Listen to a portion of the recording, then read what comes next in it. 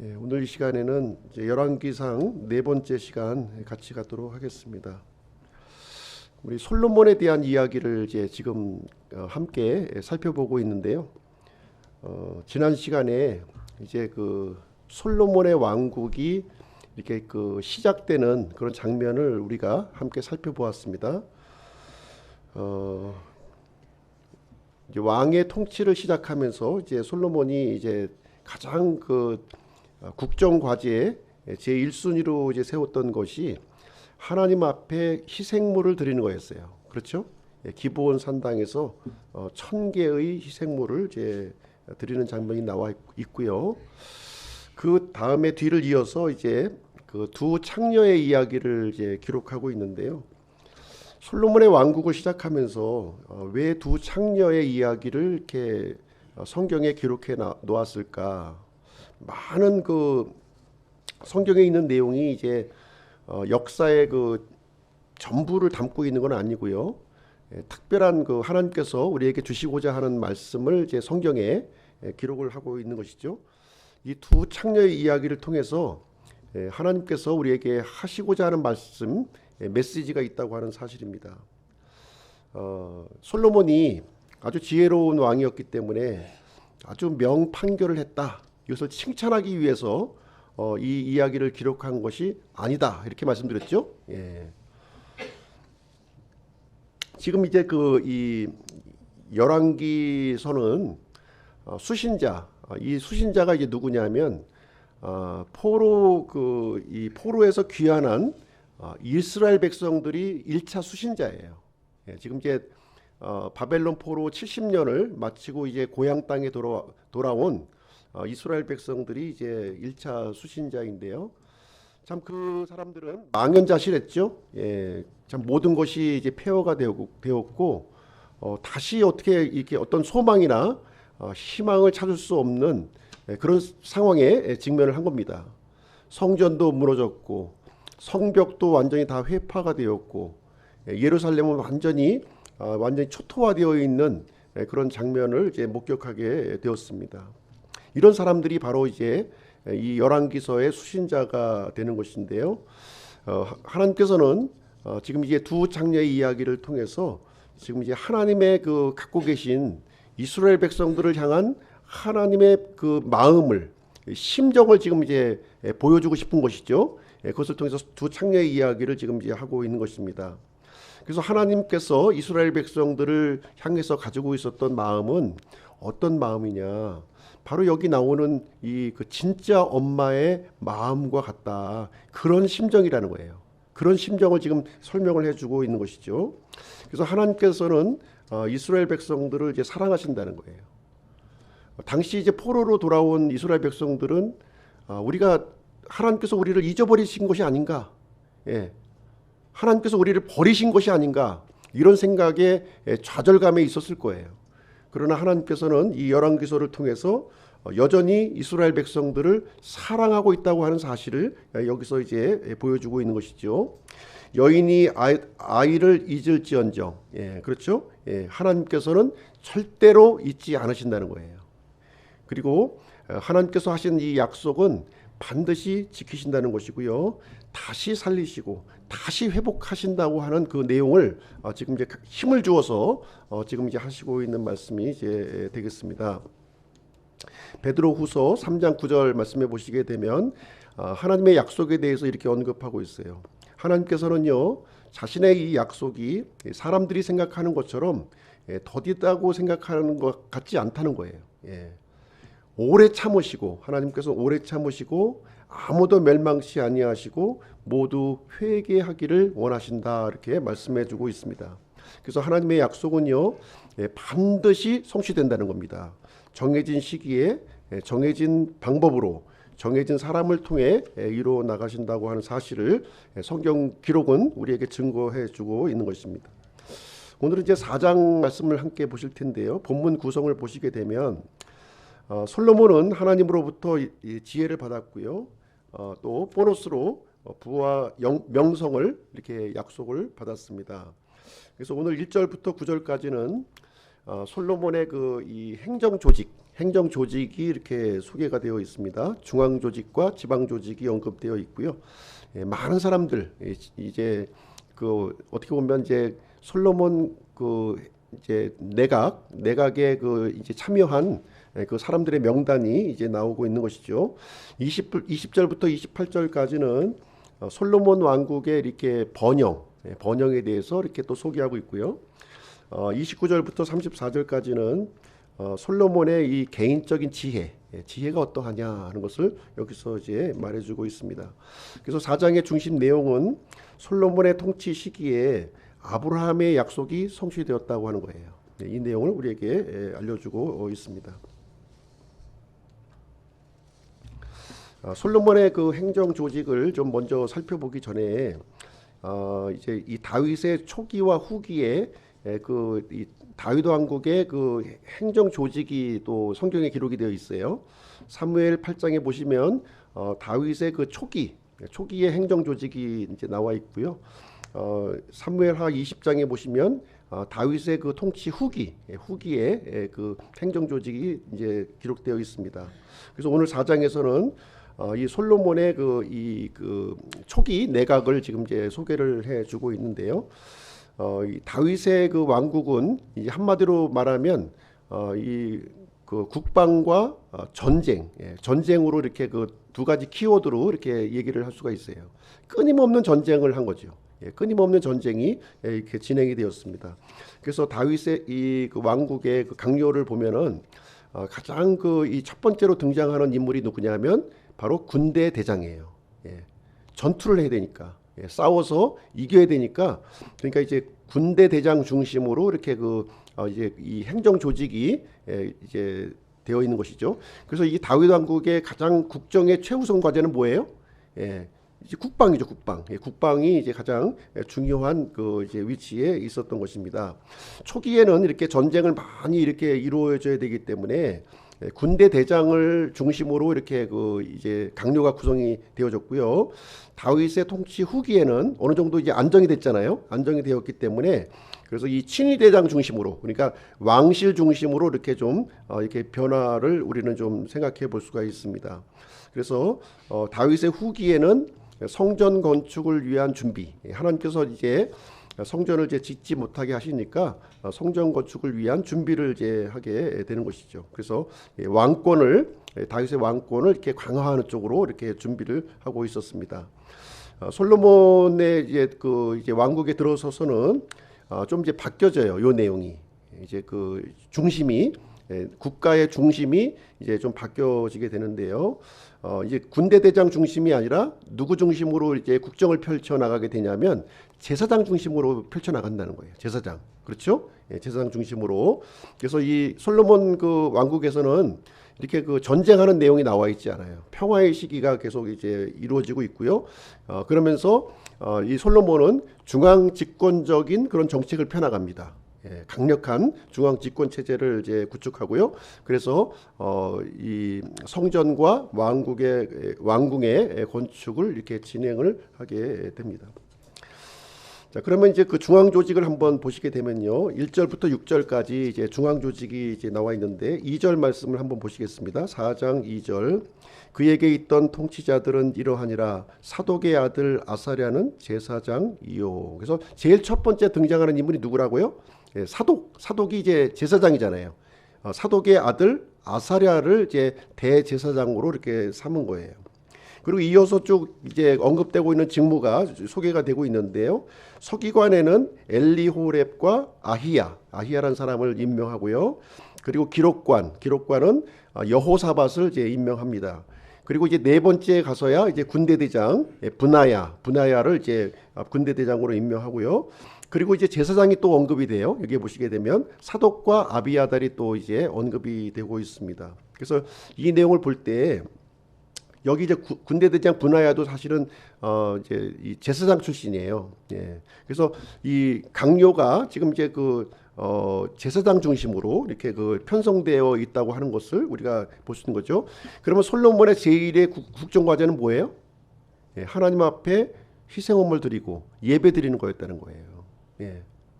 그것을 여기서 우리에게 알려주고 있는 것이죠. 솔로몬뿐만 아니라 우리도 이제 한 가정의 중요한 어떤 그 방향을 이제 어떻게 잡아야 될 것인가 하는 것을 이 조직을 통해서 우리도 한번 생각을 해 볼 수가 있겠죠.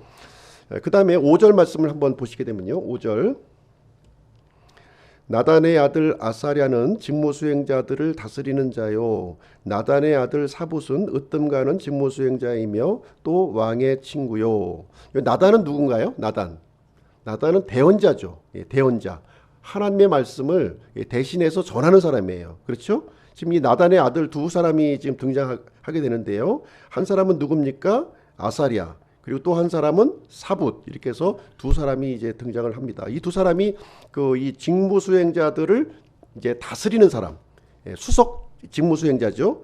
그리고 또 이제 이 사붓은 으뜸가는 직무수행자이다. 이렇게 얘기를 해주고 있습니다. 그러면서 여기 또 한 가지 언급하고 있는 것은 무엇이냐면 사붓이라는 사람인데요. 이 사붓은 이 솔로몬의 친구였다. 이렇게 여기에 언급이 되어져 있습니다. 그러면 이 사붓이 지금 이제 왕의 친구로서 지금 이제 언급이 되고 있는데요. 직무수행자 중에서 이제 우두머리였던 것이죠. 우두머리였어요. 당연히 이제 이 대언자의 아들이었기 때문에 하나님을 사랑하는 사람이었을 것이고 또 말씀을 소중히 여기는 사람이었고 또 정직한 조언을 아마 왕 옆에서 해줬을 겁니다. 그렇죠? 예. 그래서 우리가 어떤 사람을 우리 주변에 가까이 두어야 하느냐 하는 것을 여기서 보여주고 있는 것인데요. 과연 내 주변에 어떤 사람들이 이제 이렇게 친밀하게 관계를 누리고 있는지를 한번 살펴볼 필요가 있다는 것이죠. 그렇죠?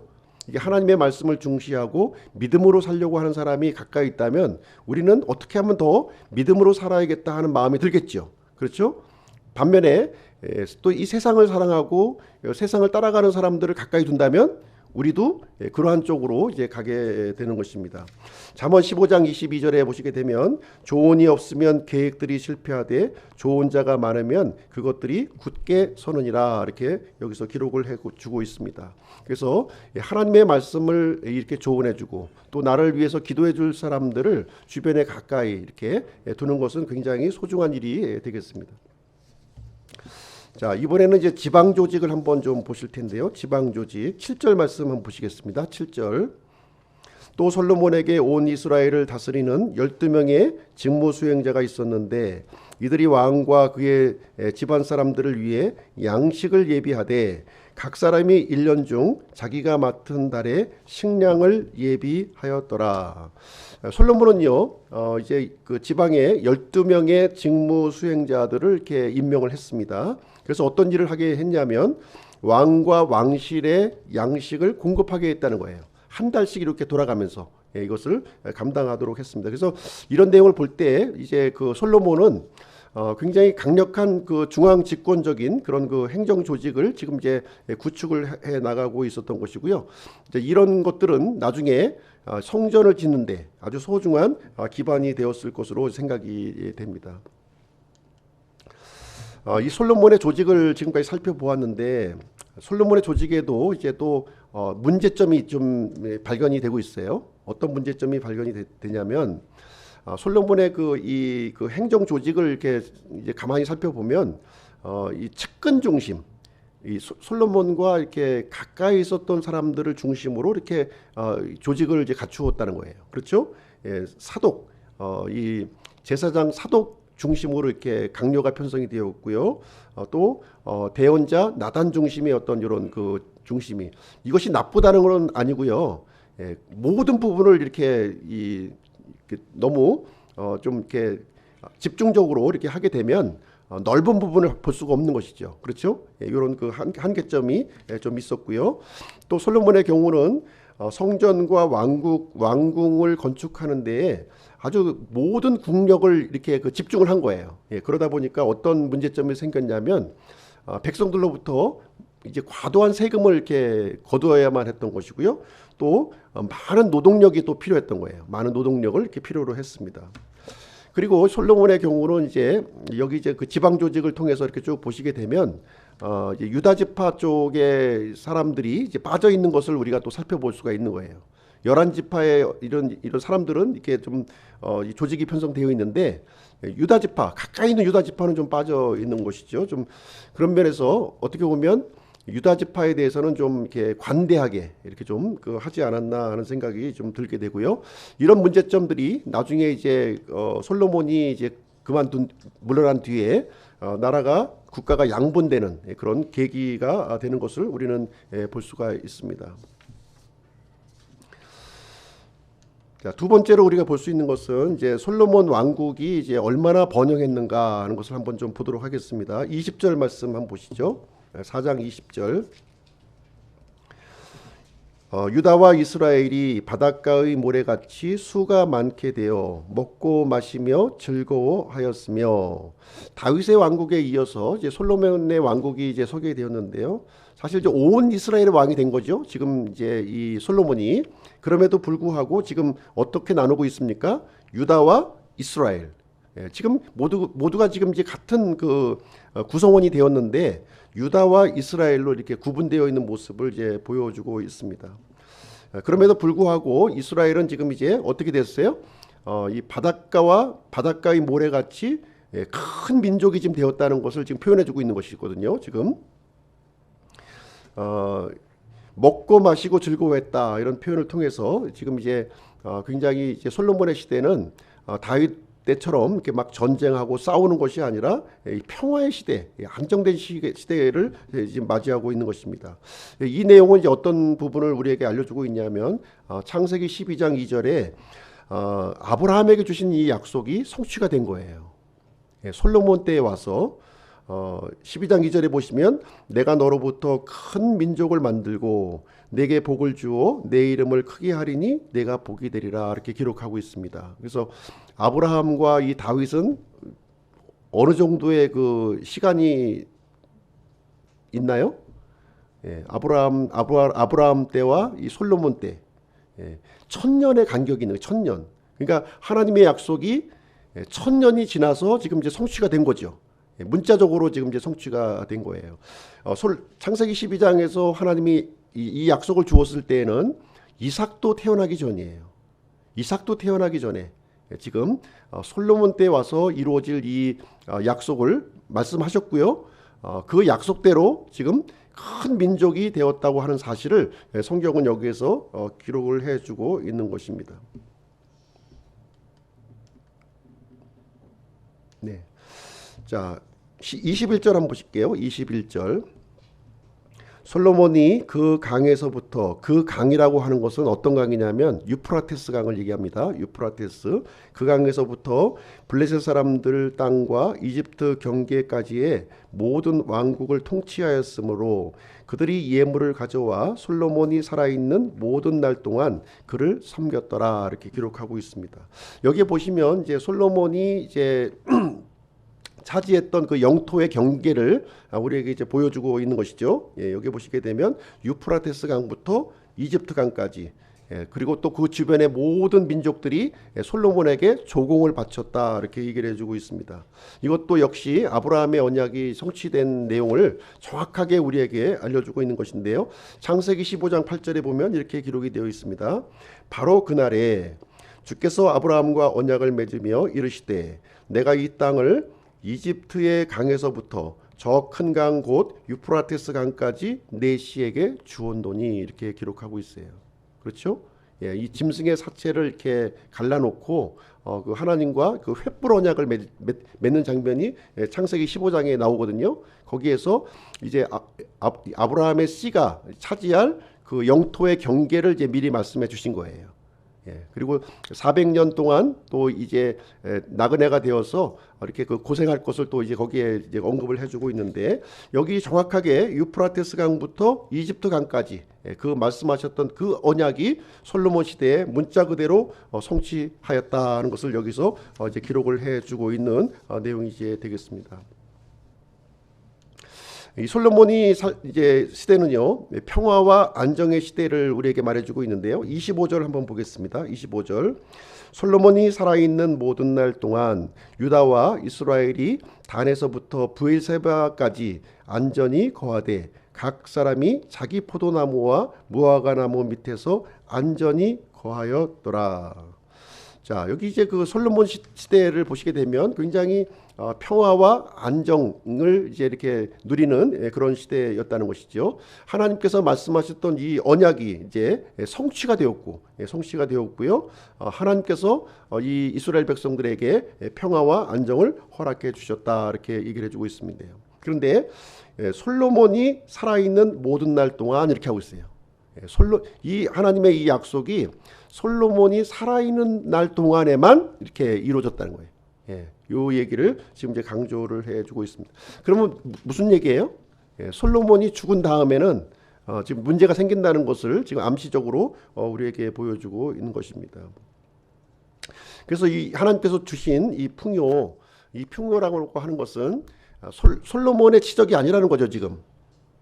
그렇죠? 이 영토를 이렇게 확보하고 큰 민족을 이룬 것은 솔로몬이 지혜롭고 솔로몬의 능력이 뛰어나서 탁월해서 이렇게 이루어졌다는 것이 아니죠, 지금. 하나님께서 약속하셨고 하나님께서 그 약속을 실현하셨다, 지금 얘기를 해주고 있는 것이죠. 그뿐만 아니라 솔로몬 시대에 누리고 있는 모든 평화와 번영은 누가 주셨다? 하나님께서 주셨다고 하는 사실을 여기서 알려주고 있는 거예요. 그래서 이스라엘 백성들은 어떻게 살아야 됩니까? 하나님을 섬기고 또 하나님께 감사하고 자신에게 부여된 모든 이 풍요함을 이제 어떻게 해야 되는 거예요? 이제 하나님의 뜻대로 사용을 해야 되는 거죠. 그렇죠? 그러한 삶을 살아야 될 것을 여기서 말해주고 있는 내용이 되겠습니다. 그래서 우리가 기억해야 될 내용은 무엇이냐면, 하나님께서 우리에게 이렇게 이 필요한 것들을 공급해 주시고 형통한 삶을 우리에게 주시게 되는데, 이것은 나의 욕심을 채우기 위해서 주신 것이 결코 아니라는 거예요. 이 사실을 우리에게 말씀해 주고 있습니다. 하나님께서 나를 구원해 주시고 나에게 또 재능을 주시고 또 은혜를 베풀어 주시고 이렇게 풍요롭게 살 수 있게 된 것은 잘 먹고 잘 살라고 그렇게 해서 허락하신 것이 절대로 아니라는 것입니다. 이러한 그 하나님께서 우리에게 허락하신 것들은 어떻게 사용해야 돼요? 하나님의 뜻대로 이렇게 사용해야 된다는 거예요. 그 은혜를 이제 흘려보내야 될 책임이 우리들에게 있다는 사실을 우리에게 얘기해 주고 있습니다. 우리의 이 안전함과 이 평화, 이런 것을 가지고서 주님과 바른 관계를 맺고 또 다른 사람들과 바른 관계를 맺고 또 주님을 이렇게 또 전하는 그런 계기로 삼아야 할 것을 우리에게 말해주고 있습니다. 솔로몬 시대에는 이제 그런 내용들이 잘 이렇게 살아있는 동안에는 이루어졌지만 솔로몬이 죽은 다음에는 그렇지 않았다는 거죠. 우상 숭배하고 또 이렇게 불법을 행하고 하나님을 섬기지 않는 그런 이스라엘의 모습을 우리는 이제 보게 될 것입니다. 자, 솔로몬도 역시 이제 그 하나님의 말씀을 또 거역한 모습을 또 우리에게 보여주고 있는데요. 26절 한번 보겠습니다. 26절. 솔로몬의 병거들을 위한 말들의 외양간 4만 개가 그에게 있었고 기병 12,000명이 있었으며, 여기 보면 말들의 외양간 4만 개가 있었대요. 말들의 외양간이 어마어마한 숫자죠. 놀라지도 않으시네 이제. 말들의 외양간이 4만 개면 엄청난 거예요. 엄청난 건데 같은 그 병행 구절인 역대하 9장 25절에 보면 어떻게 기록이 되어 있냐면요. 솔로몬이 말과 병거를 둘 외양간 4,000개와 기병 12,000명을 소유하여, 이렇게 해서 이 열왕기서에는 4만 개, 그리고 역대기에서는 4,000개 이렇게 기록이 되어 있거든요. 그럼 성경이 틀린 게 아니냐. 한 곳에서는 4만 개라고 그러고 또 한 곳에서는 이 4,000개라고 그러냐. 뭔가 잘못된 게 아니냐. 이렇게 이제 주장하시는 분이 있는데요. 성경을 좀 자세하게 읽어보면 그렇지 않다는 것을 우리가 볼 수 있는 것이고요. 두 구절 다 맞는 구절이에요. 그래서 역대기와 열왕기서를 이렇게 이제 중복되는 내용이 많이 나오거든요. 이랬을 때 숫자가 틀려요. 열왕기서에 나오는 숫자가 틀리고 또 역대기에 나오는 숫자가 틀린 거예요. 이것을 가지고 성경이 틀렸구나 이렇게 생각하는 것이 아니라 왜 틀렸는지를 아시면 되는 거예요. 왜 틀렸나. 이제 관점이 틀린 거죠. 관점이 틀린 거예요. 그래서 열왕기서가 말하는 이 관점이 틀리고 역대기가 말하는 관점이 틀리다는 거예요. 그래서 성경은 이 종합적인 정보를 주는 겁니다. 열왕기와 역대기가 이렇게 합쳐져서 종합적인 내용을 우리에게 알려주고 있는 거예요.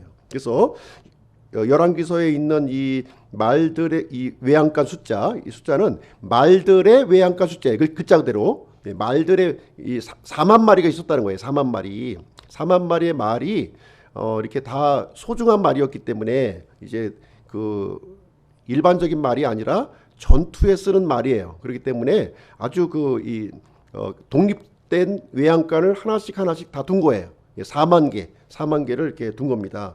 그리고 역대기서에 나오는 이 4천 개는 외양간의 숫자를 얘기하는 거예요. 즉, 이 병거의 외양간. 그러니까 전차 아시죠? 전차의 외양간 숫자를 얘기하고 있는 거예요. 전차의 숫자가 몇 개다? 4천 개.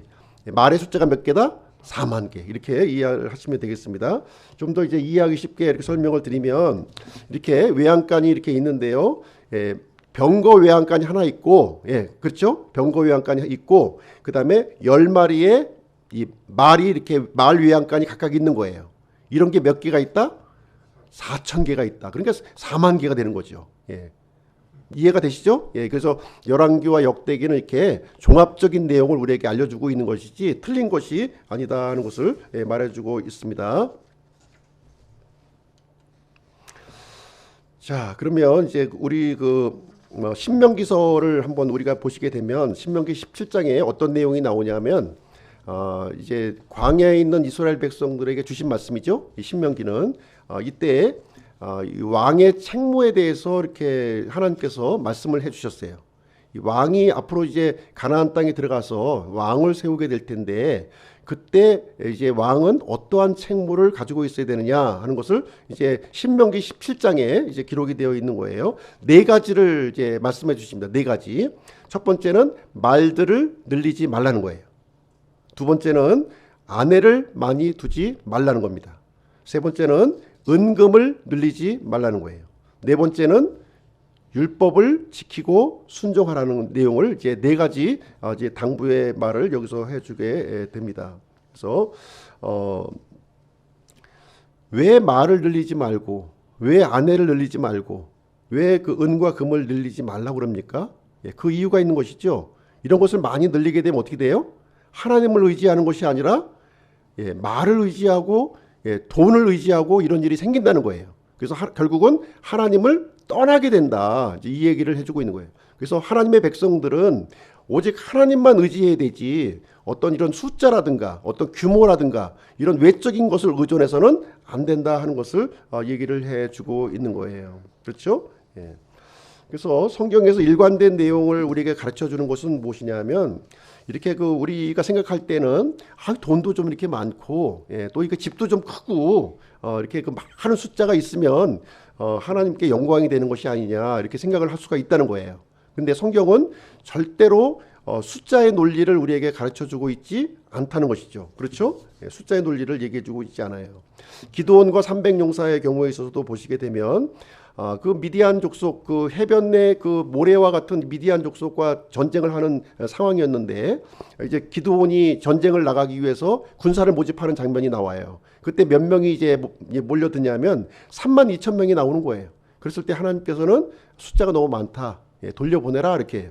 그래서 22,000명이 돌아가고 10,000명이 남습니다. 그래도 하나님께서는 숫자가 너무 많다. 돌려보내라 이렇게 합니다. 그때 300명만 이제 남게 되는 거죠. 300명. 300명을 통해서 미디안 민족들을 물리치는 장면이 나오게 되는데 미디안을 물리치는 것은 사람의 어떤 힘과 능력으로 물리친 것이 아니라 하나님께서 물리쳤다 하는 것을 가르쳐 주시기 위한 것이죠. 그래서 우리가 싸우는 이 영적 전쟁은 이런 숫자와 규모를 가지고 싸우는 게 아니에요. 그렇죠? 하나님을 전적으로 의지하는 그 힘으로 우리가 전쟁을 하는 것입니다. 사울의 경우에 있어서도 숫자에 이렇게 의존했던 거예요. 사울은요. 이 규모와 숫자, 사람들의 이런 것들을 의식을 했거든요. 그래서 하나님께서는 사울을 버리셨던 것이고요. 다윗도 역시 하나님과 이렇게 바른 관계에 놓여서 있었지만 다윗의 노년에 이렇게 또 숫자를 의존했던 내용이 나와요. 인구조사하는 장면이 나오는데 또 그때에도 하나님께서는 이 다윗을 징계하는 장면이 거기에 기록이 되고 있습니다. 솔로몬의 경우에 있어서도 이렇게 말과 은금을 의존했던 이 솔로몬을 이제 솔로몬 다음 때 아들 때에 가서 이제 이 두 동강으로 이제 갈라지는 이제 일이 생기게 되는 것입니다. 그래서 우리는 하나님의 말씀을 이렇게 순종하는 것을 선택해야 된다는 거예요. 이렇게 세상적으로 볼 때, 우리 사람의 지혜로 볼 때, 이게 사람이 좀 많고, 이렇게 또 건물도 이렇게 좀 크고, 돈도 좀 많이 있어야 하나님께 영광을 돌리는 것이 아니라 이렇게 생각을 할 수가 있는데요. 하나님의 생각은 절대로 그렇지가 않다는 것이죠. 그런 것을 의지하는 순간 하나님으로부터 멀어질 수밖에 없다고 하는 사실을 우리에게 경고를 해주고 있는 그런 내용이 이제 되겠습니다.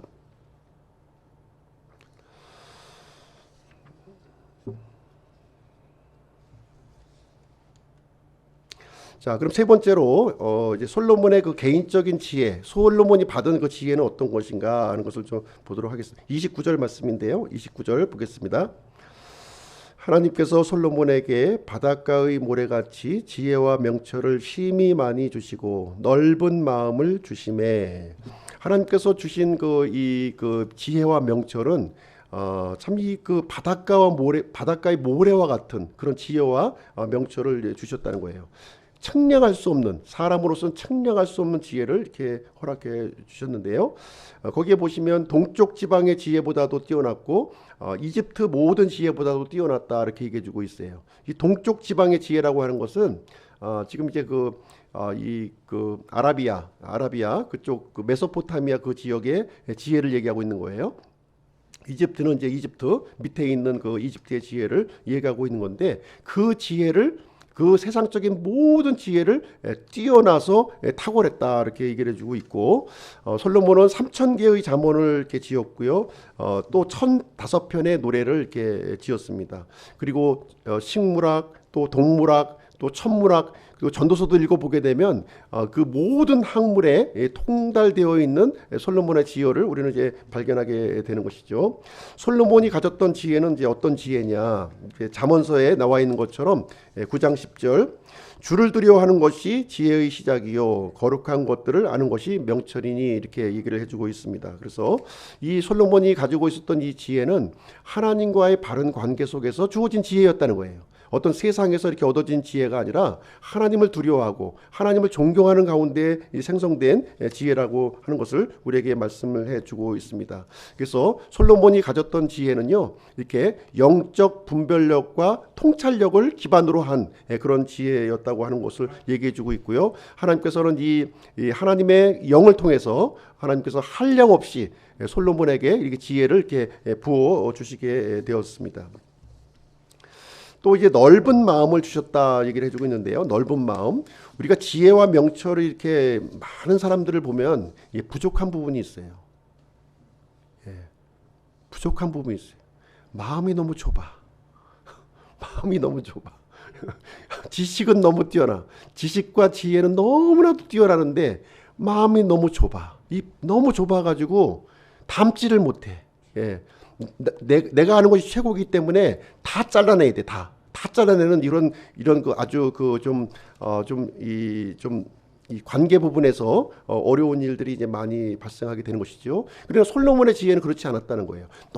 넓은 마음을 가졌다는 거예요. 하나님의 성품을 갖고 있었다 이렇게 얘기를 해주고 있습니다. 이런 내용들이 시편, 잠언, 전도서, 아가서에 다 녹아져 있어요.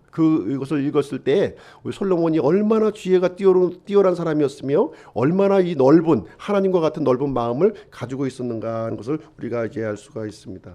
그래서 솔로몬 시대는요, 최고의 전성기를 구가하던 그런 시대였습니다. 34절 말씀 보실게요. 34절. 솔로몬의 지혜를 들으려고 모든 백성들에게서 사람들이 왔는데 이들은 그의 지혜에 관하여 이미 들었던 땅의 모든 왕들로부터 왔더라. 솔로몬의 지혜를 듣기 위해서 누가 왔다고요? 땅의 왕들, 주변에 있는 왕들이 온 거예요. 왕들이 와서 솔로몬의 이 지혜를 보고 너무나 감탄해가지고 어떻게 했을까요? 또 많은 그 강요들을 또 보내가지고 이스라엘 땅에, 그래서 그 솔로몬의 지혜를 배워서 이렇게 돌아오라 하고서 이런 일이 이제 일어났다 얘기를 해주고 있습니다. 그래서 열왕기상 10장에 보시면 이제 그때 왔었던 그 이제 왕 중에 그 세바 여왕의 이야기가 이제 10장에 소개가 되고 있는 것이죠. 자, 결론을 내리도록 하겠습니다. 하나님께서는 솔로몬에게 약속을 지키셨습니다. 아브라함과의 언약도 지키셨을 뿐만 아니라 솔로몬에게 해주신 약속을 이렇게 지켜주셨어요. 지혜를 주셨고 지혜와 명예를 주셨고 솔로몬의 왕국이 참 최고의 왕국, 앞으로도 없고 이 뒤로도 없는, 후로도 없는 이 최고의 왕국으로 삼아 주셨습니다. 그러나 우리가 이제 솔로몬의 왕국에서 배워야 될 점은 무엇이냐면, 그럼에도 불구하고 이 솔로몬의 왕국은 한계를 보여주고 있다는 것을 얘기해 주고, 인간 통치자의 한계를 그렇게 뛰어난 지혜를 갖고 있었지만 그럼에도 불구하고 이렇게 한계점을 가지고 있다는 거예요. 그래서 많은 말을 두었고 많은 재물을 두었고 많은 아내를 두어서 하나님의 율법을 어기는 일이 발생하게 되었고, 그 일이 이제 후대에 가서 이제 하나님을 떠나고 우상을 숭배하고 범죄하는 그런 길로 가게 되었다는 것을 얘기해주고 있습니다. 솔로몬은 모든 영역에서 탁월한 그런 왕이었어요. 정치, 경제, 군사, 학문, 예술 모든 부분에서 탁월한 왕이었습니다. 그렇지만 솔로몬의 이 영광, 이 번영은 당대에서 끝나버리고 만 거예요. 당대에서만 끝나버리게 말았습니다.